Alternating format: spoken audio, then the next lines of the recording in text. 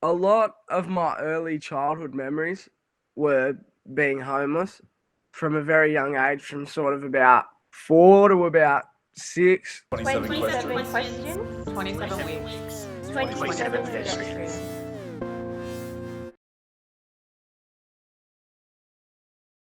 The worst thing that has ever happened to me that I feel comfortable sharing about.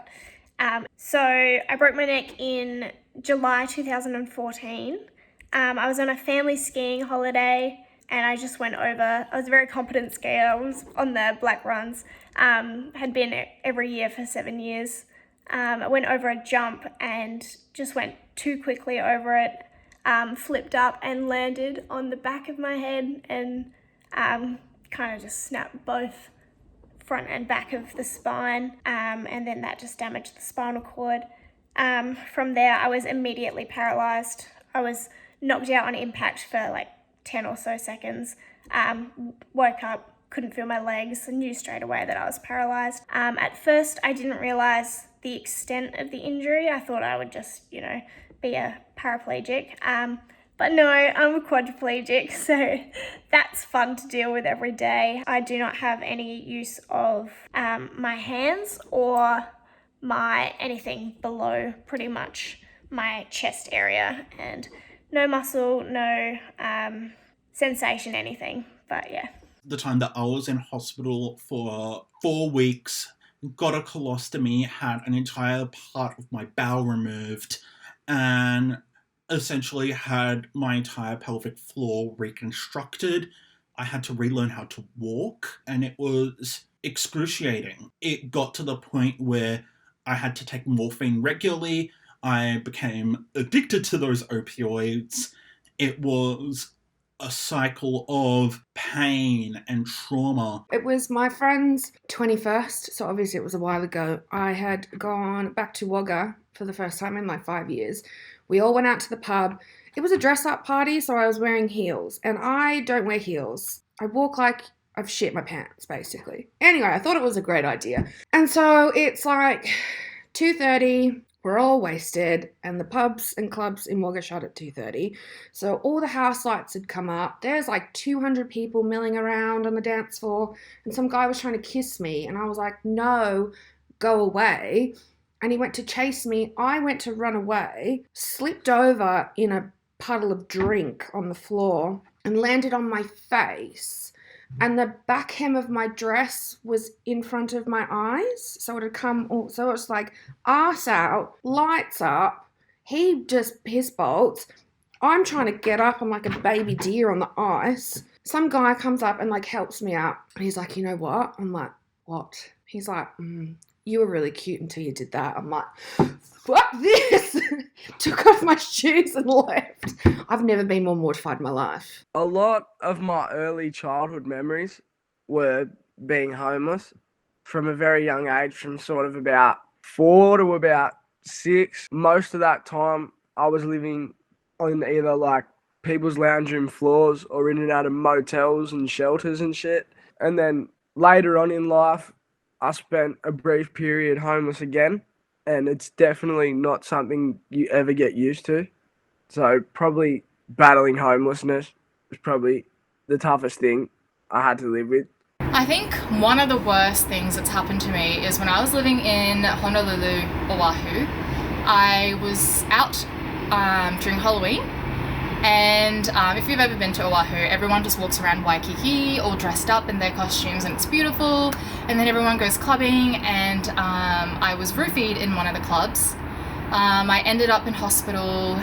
Luckily, I was with a group of friends who made sure that I was safe, that nothing happened to me, and got me to an ambulance. Throughout my life as a child, I was a patient at the Royal Children's Hospital in Melbourne, and they, for a range of different reasons to do with my cerebral palsy, I had a bunch of different corrective surgeries. So I had plates put in my shins to strengthen up my bones there and to straighten stuff up there. Had my ankles fused, had my toes straightened, had my hamstrings cut to lengthen them, so they actually went in there and cut the muscle. I had plates in my knees, But the worst thing that happened was one of those surgeries, the hamstring one. As a result of that one, I had severe nerve damage. You couldn't touch my foot without me being in agony. And while it wasn't being touched, it was also a severe throbbing and also pins and needles kind of. So that was for 18 months. It would probably be my poppy passing away in 2017, just because I loved the dude so much. He was a really big part of my life, especially just because I have a lot of extended family, but unfortunately I don't necessarily have a good relationship with all of them. And my poppy, I wasn't related to him in blood. He was actually my mother's stepfather, but honestly, as good as a real father, he treated her with all of the respect and love she deserved. And it meant a lot to me to have somebody that didn't have to love me. And we always had the best conversations about politics, movies. He loved shitty movies, like horror movies. And he was just like a really all-around great guy, and he made my nanny really happy. He made my mum happy. He made me happy. And losing him was the first time I'd lost somebody who meant as much to me as he did. How sick I was earlier this year, like friggin' bowel movements for 10 days straight, clear water every 7 times an hour, and then vomiting at the same time. Do you want to sit on the toilet, vomit, and clear water? Just can't eat any food, can't drink water, lost a few kilos, gained it back, obviously. But yeah, that's the worst thing. My dad passed away, and it was 10 years ago, and I just can't even sort of begin to describe the affront that is to you and your upbringing, and you think about the things that you've missed out on the result, and you think, why me? And something that really sort of changed the course of my life was that moment in time. And I remember I had a couple of weeks off of school, and I came back in, and I remember the first day back at school, and it was students and teachers, and they just felt sorry for you. And I was like, this is the absolute worst, putting aside that everything that happened over the past fortnight, just to have 1,000 people just feeling sorry for you, and you're walking down the street and everyone just knew about it. It was just easily the worst experience that I've ever had in my life. And looking back now, and the things that I like to do now, and the things that I'm passionate about now, and the things that I'd like to share with my dad, if he was still around, what I miss out on there. We went to the Hunter Valley last weekend, and he used to work up at the Hunter Valley, and I just wish that he would be there, and we could share a glass of wine and have a nice dinner and look over this place that was his favourite place in the world. But that's something that was sort of taken away from me. I'm getting a little bit emotional, and I can't believe this has happened, but it's just no one who hasn't been through it could ever really understand just how bad it is and how much it takes away from you. Okay, so I went to Central America in 2018. Basically, I lost my passport. I immediately broke down on the airport floor. So I was basically just having a meltdown. All I wanted to do by this point was fly back home to Australia. I'd run out of money. I'd finished traveling. I was ready to go. So I had to go to the capital of Colombia, Bogota, and go to the Australian embassy. It cost me so much money. Having someone take their own life, and I feel it's like a survivor's guilt thing, but feeling that maybe you didn't do enough, even though you have conversations with your friends that you do all you can, but I think there's that sort of feeling that, did I do enough? Did I not?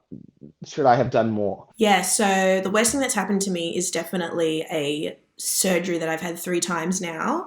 My intestines twisted, and then so I had to get them cut out. I had to get my stomach cut open, my intestines cut out, put back together, and then my intestine perforated, so that I had internal bleeding to my back from my intestine, and that the perforation only happened once, but I've had to have the surgery 3 times now. I saw my older sister pass away in front of me, and that was a really hard time for me, I must say.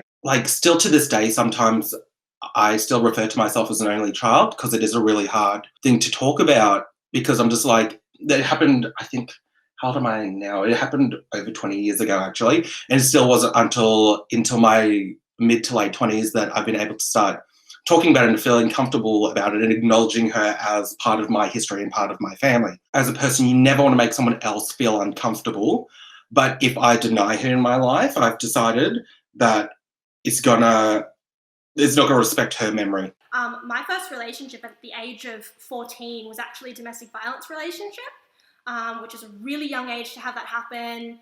And now I'm really passionate about talking about the fact that, domestic violence is a generational thing. It can also happen in queer couples. And we should feel comfortable to talk about these things, because that's a really young age to have gone through that. And I had to get like a domestic violence order against her because we're at the same school. It was crazy. I'm stumped. I don't have one. I don't think that, like, even the terrible things that have happened to me in my life, I think they serve a purpose, and you grow. But oh my god, no, I don't even have one. I have a hip injury that happened to me when I was it started when I was 17, and I was playing like borderline professional football at the time. So I was overseas in Germany for a bit, then I was in England for a bit. I started with this hip issue, and we thought it was smaller than it was. I had a clean-up surgery, came back playing everything, and then had a second surgery, and I actually booked in very soon. Not that many people know, but in the next few weeks, I'm having a hip resurfacing surgery. It's like a mini replacement. Pretty big thing for someone of my age. But it's been 7 years of just like, I'm all happy in that, and I still play sports. I'm still out there, kind of like showing like everything's sweet, but literally things like socks, putting shoes on, just bending over to pick stuff up, even the luxuries of life, like sex, the nice things in life are a chore sometimes. So it's something that I've always been battling. And so now we think that I'm part of this international trial. So we think that it's going to be the real thing that's going to resolve it for the rest of my life. In August last year, my boyfriend nearly died. He went into the hospital with really bad stomach pains. They thought maybe it was appendicitis, so they kind of had him pretty low on the list. Several days go by, I finally get him in for keyhole surgery, and Jesus, they said it was going to be like 40 minutes, and it took like something like 8 hours, and I got contacted the next day. Basically, they'd found 28 centimeters of his intestine was like necrotic, like dead and rotting inside and perforated, all that kind of stuff. Yeah, and he nearly died. Worst thing that's ever happened to me.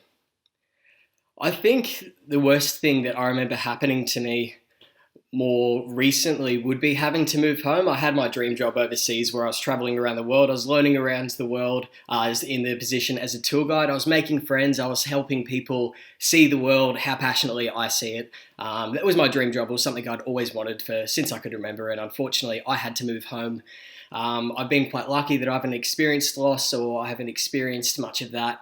It was just, for me, the loss was something that I'd worked my entire working career towards, to have that taken from under me and then falling into unemployment and not knowing where to go. I think that's been something that's really rocked my confidence in sort of every sense of my life.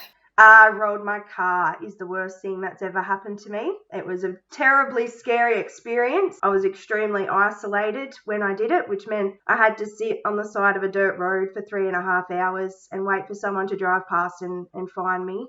Luckily, I was out of the car, but yeah, that was a very traumatic experience. It just happened the first time I experienced that. There was a suicide of my best mate that I've known since I was basically preschool, so really young. So I knew Kiri for by that point 16 years, and she decided to end her life, and really shook me to my core and made things really difficult.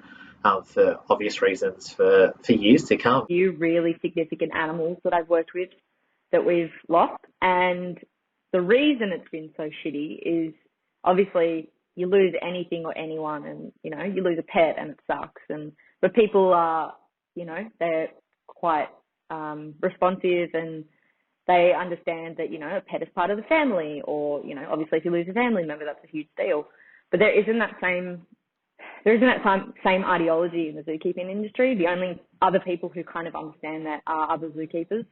I'd probably say growing up in a broken family would be the hardest thing and the toughest thing that's ever happened to me. My mum used to live in Arnhem Land, like a very remote region. And then I grew up most of my childhood with my grandparents and my sister. And my dad worked away for a lot of my childhood. So yeah, probably growing up in a broken family and just not experiencing dinners with my family ever. So the person that sexually assaulted me was never convicted because I never pressed charges. And I think that a lot of people don't understand the trauma that's associated with going to court to prove that someone raped you. I'm just very aware of the fact that it'll be, why did you continue talking to this person? And why didn't you push harder? And why did you not say no? And were you sure that's what it was? And there's just a lot of manipulation that goes on in a courtroom that tends to favor men and sexual predators. In one way, it might be moving here to Australia. And I don't mean that in an ungrateful way, because I think I'm very grateful to my parents and the sacrifices they made. So I can only imagine being like young parents. I was 6 and my brother was 18 months. So being young parents of young children and moving to an entirely new country as like skilled migrants and starting a whole life on their own, I can only imagine must have been so hard. And like, I'm grateful for that, but at the same time, from my perspective, I was like a young child taken over from my family. I had a friend who was in a really, really tough space, and she was just really struggling to be herself and to wake up every day and to feel functional. And I remember we'd be on the phone to each other at 5 a.m. checking in to make sure that like nothing had happened that night and she was still good, and I would see her the next day. And I had this like crippling fear associated with her and that scenario, and it was very real, and her mental health struggles were really intense, and that then impacted me as well and became some of my own struggles.